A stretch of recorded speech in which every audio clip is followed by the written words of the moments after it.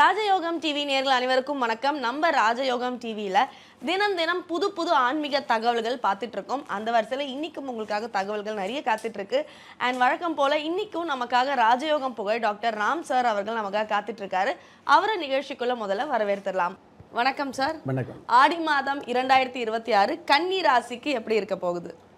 கன்னி ராசியை பொறுத்தளவுக்கு இந்த ஆடி மாதம் ஆரம்பத்திலேயே உங்களுடைய ராசி அதிபதி புதன் பகவான் 10ஆம் இடத்துல ஆட்சி பலம் பெற்றிருக்கிறதுனால பொதுவான உங்களுடைய வாழ்க்கை மிகப்பெரிய போற்றுதலுக்கு உண்டான பொன்னான வாழ்க்கையாக மாறுது அப்படிங்கிறது மிகப்பெரிய உண்மையாக இருந்துகிட்டு இருக்குது. ராசி அதிபதி நல்லா இருந்ததுனாலே நல்லது. அந்த ராசி அதிபதி ஆட்சி பலம் பெற்றிருக்கிறதுனால அதாவது அதிகாரமான வகையில் ஒரு சில காரியங்களை செய்து காட்டக்கூடிய, அதாவது எள்ளுன்னு சொன்னால் என்னன்னு நிற்பாங்க இல்லையா, அந்த மாதிரி நீங்கள் மனசில் என்ன நினைக்கிறீங்களோ நினச்ச அந்த நல்ல விஷயங்கள் தானாகவே நடந்தேறக்கூடிய, பெரிய பெரிய முயற்சிகள் செய்து கூட சிறிய சிறிய காரியம் நடக்காமல் கடந்த காலங்களில் தடங்கள் இருக்கும். ஆனால் பெரிய பெரிய சின்ன சின்ன முயற்சிகளுக்கு கூட பெரிய பெரிய காரியங்கள் நடந்தேறக்கூடிய பாக்கியங்கள் இந்த ஆடி மாதத்தில் அமைய போகுது.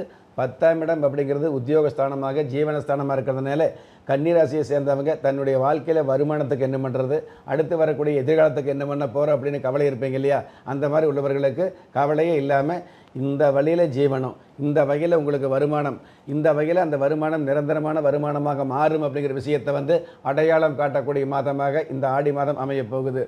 இது எல்லாவற்றுக்கும் மேலாக 10ஆம் இடம் அப்படிங்கிறது உத்தியோகஸ்தானமாக இருக்கிறதுனால உத்தியோகம் இல்லாமல் கவலைப்பட்டவர்களுக்கு நல்ல உத்தியோகம் கிடைக்கக்கூடியது, ஏற்கனவே உத்தியோகத்தில் உள்ளவர்களுக்கு உயர்வுகள் கிடைக்கக்கூடியது அல்லது உயர் அதிகாரியின் பாராட்டு கிடைக்கக்கூடியது, இந்த மாதிரியான நல்ல நல்ல நன்மைகள் நடக்கக்கூடிய, அதாவது கடந்த காலங்களில் ஒரு சில சம்பவங்கள் அப்படி நடந்திருக்கும் இல்லையா, அந்த சம்பவங்கள் அப்படிங்கிறத விட சந்தோஷமான நல்ல நிகழ்வுகள் நடக்கக்கூடிய மாதமாக இந்த மாதம் அமையுது.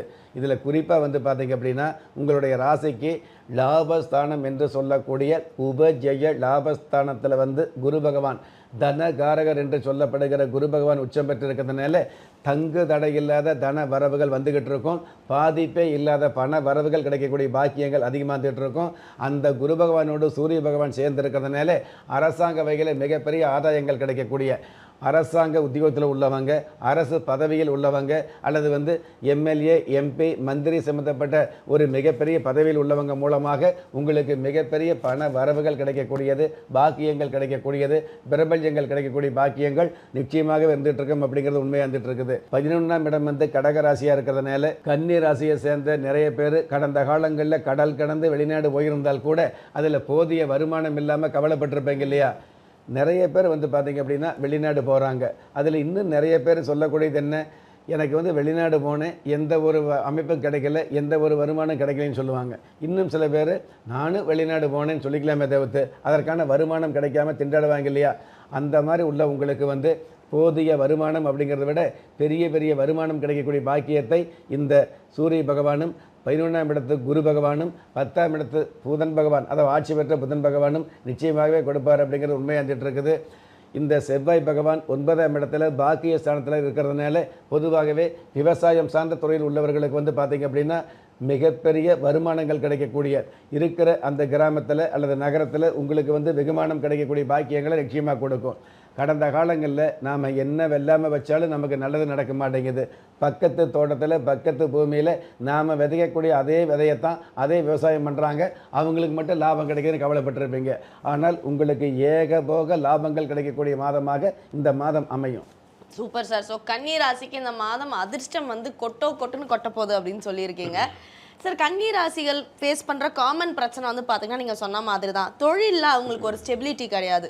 ஒரு வேலை இருக்கும், அந்த வேலை நாளைக்கு இருக்குமா இல்லையான்ற ஒரு வேலையில் ஒரு பயம் வரும். சில பேர் வெளிநாட்டுக்கு போய் வேலை பார்க்கணும் போவாங்க, அந்த வேலையில் ஒரு கன்ஃபர்மேஷன் ஆகாமல் திருப்பி ரிட்டர்ன் வந்துடுறாங்க. ஸோ தொழிலில் முன்னேற்றம் அடையணும், இருக்கிற வேலையை கெட்டியாக பிடிச்சிக்கணும்னா அதுக்கு நம்ம குலதெய்வ விருட்சம் உதவி செய்யுமா? பொதுவாகவே கன்னி ராசியை சேர்ந்தவர்களுக்கு பார்த்தீங்க அப்படின்னா அயன ஜயன போக பாக்கிய விரயஸ்தானத்தில் கேது பகவான் இருக்கிறதுனால மற்ற கிரகங்கள் மூலமாக உங்களுக்கு வருமானங்கள் கிடைச்சிக்கிட்டு தான் இருக்கும், அது தடுக்க முடியாது. ஆனால் கிடைக்கிற அந்த வருமானங்களை நீங்கள் வெகுமானமாக மாற்றிக்க முடியாது. வருகிற வருமானங்களுக்கு முன்னாடியே தேவையில்லாத அதாவது செலவு ஏற்படக்கூடிய சூழலை, வரவு அப்படிங்கிறதுக்கு மேலே செலவு அப்படிங்கிறது அதிகமாக வந்துட்டு இருக்கும் அப்படிங்கிறது தான் உண்மை. அதே மாதிரி எந்த ஒரு விஷயத்திலும் வந்து பார்த்திங்கன்னா, நீங்கள் எடுக்கக்கூடிய முயற்சிகளுக்கு, நீங்கள் எடுக்கக்கூடிய அந்த அந்த முனைப்புகளுக்கு உங்களுக்கு கிடைக்க வேண்டிய முன்னேற்றம், பாராட்டு மற்றவங்களுக்கு கிடைக்கக்கூடிய சூழல் அதிகமாக இருக்குது அப்படிங்கிறத உண்மை.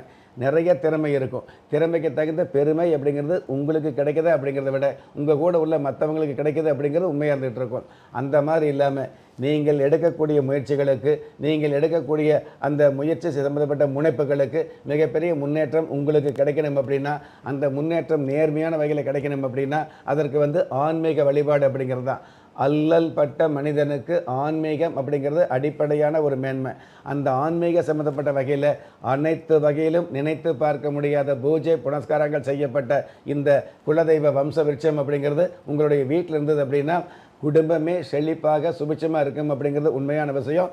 இதில் நீங்கள் கேட்ட மாதிரி தொழில் ரீதியான வகையில் ஏதாவது தொல்லை இருக்குது, தொழில் ரீதியான வகையில் வளர்ச்சி இல்லை, தொழில் ரீதியான வகையில் நமக்கு திண்டாட்டம் இருக்குது அப்படின்னா, அந்த தொழில் ஸ்தாபனத்தில் இந்த குலதெய்வ விருட்சம் வந்தது அப்படின்னா கண்டிப்பாக தொழில் ரீதியான வகையில் எழில் கொஞ்சம் ஏற்றங்கள் கிடைக்கும் அப்படிங்கிறது யதார்த்தமான உண்மை. Super sir. ஸோ ஆடி மாதம் 2026 கன்னி ராசிக்கு எப்படி இருக்க போது, குலதெய்வ விருட்சம் வாங்கி வைக்கிறதால அவங்க வாழ்க்கையில் எப்படிப்பட்ட மாற்றங்களை அவங்க பார்ப்பாங்கன்றத ரொம்ப அழகாக எடுத்து சொன்னீங்க. ரொம்ப நன்றி. நன்றி. நம்ம ராஜயோகம் டிவியில் தினம் தினம் புது புது ஆன்மீக தகவல்கள், தினப்பலன்கள், மாத பலன்கள் இது எல்லாமே வந்துகிட்டு இருக்குங்க. அது மட்டும் இல்லைங்க, ஒவ்வொரு நாளும் உங்களுக்கான அதிர்ஷ்ட எண், அதிர்ஷ்ட நிறம், அதிர்ஷ்ட எழுத்துக்கள், அது மட்டும் இல்லாமல் ஒவ்வொரு நாளும் நீங்கள் வழிபட வேண்டிய தெய்வம், இது எல்லாத்தையும் உடனுக்குடன் தெரிஞ்சுக்கணுன்னா ராஜயோகம் டிவியை லைக் பண்ணுங்கள், ஷேர் பண்ணுங்கள், சப்ஸ்கிரைப் பண்ணுங்கள், மறக்காமல் பெல் ஐக்கானை ப்ரெஸ் பண்ணுங்கள். திறமை இருந்தும் வறுமையில் வாடுகிறீர்களா? விதியை நொந்து விரக்தியில் இருக்கிறீர்களா? முயற்சிகள் செய்தும் முன்னேற்றம் கிடைக்கவில்லையா?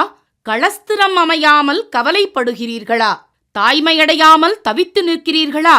நவரத்தினம் போட்டும் நன்மைகள் கிடைக்கவில்லையா? பெயர் மாற்றம் செய்தும் பிரயோஜனம் இல்லையா? எந்திரத்தை நம்பி மந்திரத்தை சொல்லியும் மாற்றம் கிடைக்கவில்லையா? எண்கணிதத்தை நம்பி எழுத்தை மாற்றியும் ஏற்றம் கிடைக்கவில்லையா?